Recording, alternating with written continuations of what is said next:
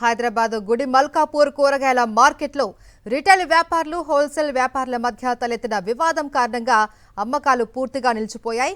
10 కేజీల కూరగాయ ప్యాకెట్లను హోల్సేల్ వ్యాపారులు అమ్మవద్దు అంటూ రిటైల్ వ్యాపారులు డిమాండ్ చేస్తున్నారు. ఈ వివాదం కారణంగా రైతులు తీవ్ర ఇబ్బందులు ఎదుర్కొంటున్నారు. సోమవారంలోపు హోల్సేల్ రిటైల్ వ్యాపారులతో చర్చించి సమస్యను పరిష్కరిస్తాము అన్నారు మార్కెటింగ్ అధికారులు. దీనిపై మరింత సమాచారం మా ప్రతినిధి విక్రమ్ అందిస్తారు. హైదరాబాద్కు ప్రధానంగా కూరగాయల అందించే మార్కెట్ గుడిమల్కాపూర్ మార్కెట్లో ఇప్పుడు ప్రస్తుతం కూరగాయల క్రయ విక్రయాలన్నీ కూడా నిలిచిపోయిన పరిస్థితి ఉంది. రైతులంతా కూడా తెలియక ఇక్కడికి గుడిమల్కాపూర్ మార్కెట్కు సరుకు తెచ్చారు. తాము పండించిన కూరగాయలన్నీ కూడా ఇక్కడికి తీసుకొచ్చారు. ఇక్కడ క్రయ విక్రయాలు నిలిచివేయడంతో రైతులంతా కూడా ఆందోళన వ్యక్తం చేస్తున్నారు. ఇక్కడ హోల్సేల్ మార్కెట్కు అదేవిధంగా రిటైల్ మార్కెట్ వ్యాపారులకు మధ్య గొడవ నడుస్తుంది. దీంతో వ్యాపారుల క్రయ విక్రయాలంతా కూడా నిలిపివేయడంతో రైతులైతే లబోదిబోమనాల్సిన పరిస్థితి ఉంది. మొత్తం మనం చూసుకోవచ్చు, గుడిమల్కాపూర్ మార్కెట్లో ఉన్న కూరగాయలు రైతులు పండించిన ఏదైతే కూరగాయలు ఉన్నాయో వాటన్నిటినీ కూడా ఎక్కడికక్కడ ఉన్న పరిస్థితి ఉంది. దాదాపుగా ఈరోజు 20 నుంచి 30 లక్షలకు సంబంధించిన కూరగాయలన్నింటినీ కూడా క్రయ విక్రయాలు నిలిచిపోవడంతో రైతులైతే కూడా నష్టపోవాల్సిన పరిస్థితి ఉంది. దీనికి సంబంధించి వ్యాపారులు మనతో పాటు ఉన్నారు, వారిని అడిగి తెలుసుకునే ప్రయత్నం చేద్దాం. సమస్య ఏంటంటే వాళ్ళు రిటైల్ అమ్మొద్దు అంటారు. సరే, వాళ్ళు రిటైల్ అమ్మొద్దు అనే దానికి అది వేరే ఫార్ములా. వాళ్ళ దగ్గర ఒక అసోసియేషన్ ఉంది. అసోసియేషన్ మీద ఒక లెటర్ ప్యాడ్ మీద రాసి ఒక సర్క్యులర్ జారీ చేసి పలానా రోజు మేము మార్కెట్ బంద్ చేస్తున్నాము అని చెప్తే దానికి మేము రైతులకు చెప్పుకుంటాము. ఆ రోజు మాల్ తేవద్దని చెప్తాము. ఆ రోజు మాల్ తేవద్దని చెప్తే రైతులు కూడా మాల్ తీసుకురారు. రైతులకు అన్యాయం జరగదు.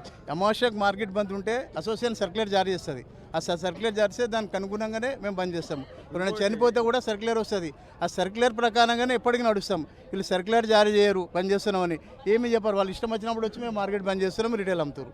మేము మార్కెట్ బంద్ చేస్తున్నాం, రిటైల్ అమ్ముతారు. ఈ సమస్య తప్ప ఇప్పటికి 3-4 సార్లు అయిపోయింది. ప్రతిసారి ఇదే సమస్య.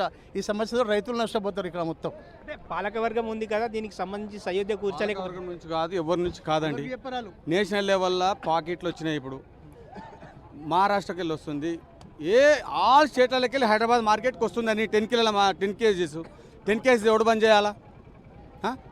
బయటికి వెళ్ళి వస్తుంది వాళ్ళు మా మార్కెట్కు. మేము 10 కిలోలు బంద్ చేయమను, మొత్తం బంద్ అవుతుంది. 10 కిలోలు ఇవతల 10 కిలోలు అమ్ముతున్నాము. వాళ్ళు ఎవరు బంద్ చేయమనండికే?